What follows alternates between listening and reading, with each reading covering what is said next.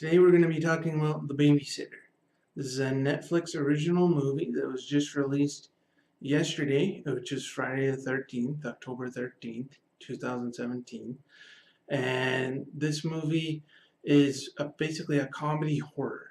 It is pretty gruesome as a horror goes, but it's not as scary as a horror would be. It's a slasher flick. It's about people running away from a killer and trying to survive, although in this case it's actually about one person trying to run away from multiple killers. So basically what this movie is about is there's a babysitter. Her name is B, played by Samara Weaving, and she is a babysitter in the neighborhood, and she's looking after a boy who's played by Judah Lewis, and his name's Cole. And they call each other C and B because her name's B. He starts with C. That's how they do it. He is old enough that he probably shouldn't have a babysitter, and actually at one point Ken Marino, who plays his dad, asks him, like, do people make fun of you because you have a babysitter? And then and he says, yeah, but then they see what she looks like, and they're jealous. So it's that kind of movie. And the mother is played by Leslie Bibb, and they're going away for the weekend, and they're leaving Cole with the babysitter. And what happens is he's got a friend who's a girl who's just down the road, just a couple houses down, and she actually suggests that he's try to stay up late to see what the babysitter does after he goes to bed, because what she's suggesting is that the babysitter's gonna be having sex, and he should get a peek. And they're calling each other pervs and making fun of each other for the idea, but eventually he decides that yeah, it's probably actually a good idea. And he is the kind of kid who does get bullied in school. There is a part where the babysitter actually saves him from some bullies. So there's that, and that's just the kind of kid he is. And he asks his parents about being afraid and things like that. So it kind of gives him an arc from the beginning of the movie to the end about he's afraid of things. He's afraid of a lot of things, and something he's gonna have to deal with to get to the end of the movie. And what happens is he does stay up late, and he does see what the babysitter's doing, and what the babysitter's doing is she is performing a satanic ritual that involves human sacrifice with 5 of her friends. And then all hell breaks loose because they realize that Cole, the kid, witnessed what happens.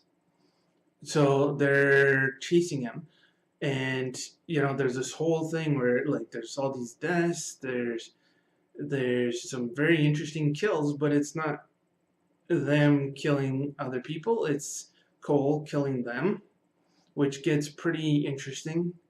There's a couple of actors that they don't really have a lot in to do with what's going on. They don't explore those characters very much at all. But then there's Bella Thorne, plays a cheerleader who just wants to do this human sacrifice ritual to stay pretty, and being broadcasting is her goal. And there's scenes that are pretty smart with what she's doing. There's Robbie Amell, sorry, who's the he plays a character called Max. He's like the high school football jock, and again, he's one of those ones that wants to stay young and successful all his life, but he actually has some really interesting moments where he's trying to encourage Cole to fight bullies and things like that, and he's giving him all these chances to survive, and he doesn't want Cole to be embarrassed about being killed and things like that. He's a very interesting character, and it brought a lot of laughs. Even Bella Thorne, she brought a lot of laughs too. The so worried about her looks and things like that.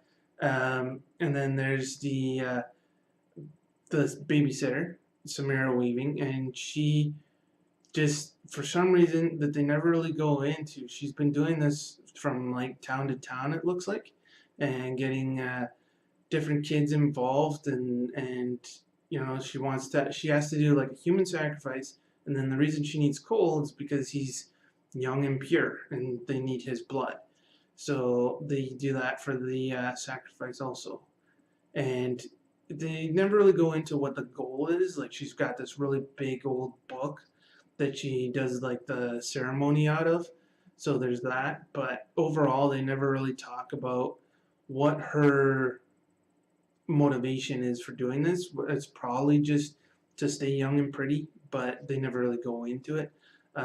It is a good movie. That it's funny.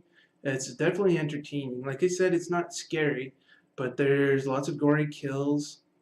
There's a lot of action, and especially at the end, like without going into what happens, like what Cole does near the end is it's just really cool. It's one of those moments where you're laughing just because of how awesome it was.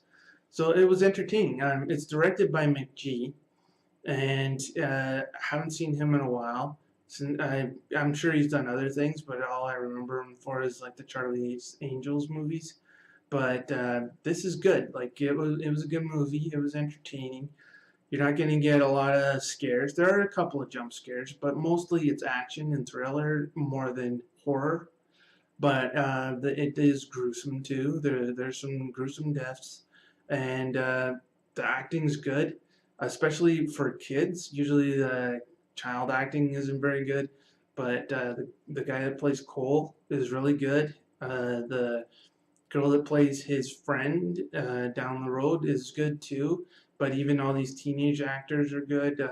I think Robbie Amell is older than is like I'm not sure exactly what his age is, but he seemed like the oldest of the bunch, like way older, too old to be playing a teenager. But the humor was great. The back and forth between Cole and B, especially after Cole realizes how bad she is, it's pretty funny. Like he gets all sarcastic and insulting with her, and she's actually kind of seems proud of him for standing up for himself and things like that. It's an interesting story, and it was well done. So if it's on Netflix, so it's not like it costs you a theater price. But if if you want to be entertained on a Halloween day or any of the days coming up to Halloween, it is something fun to watch, and it's definitely a good movie to watch on Netflix for free.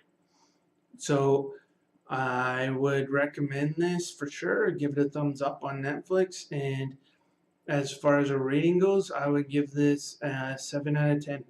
It's entertaining and it's good. It's just, there's not much to it as far as story goes.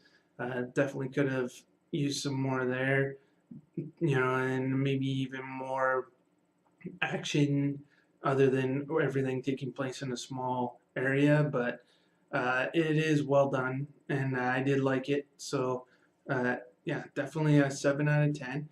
So if you like this video, like, share, subscribe, or all of the above. Thank you, and have a nice day.